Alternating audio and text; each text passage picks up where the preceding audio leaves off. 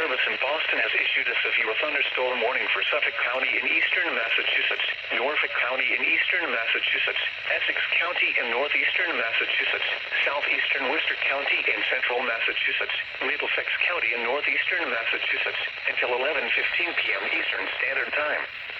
At 10:15 p.m. Eastern Standard Time, severe thunderstorms were located along a line extending from near Haverhill to near Southbridge, moving east at 70 miles per hour.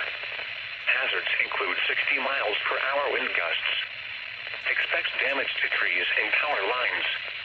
Locations impacted include Boston, Worcester, Lowell, Cambridge, Quincy, Lynn, Newton, Lawrence, Somerville, Framingham, Haverhill, Waltham, Malden, Brookline, Medford, Revere, Peabody, Methuen, Arlington, and Everett.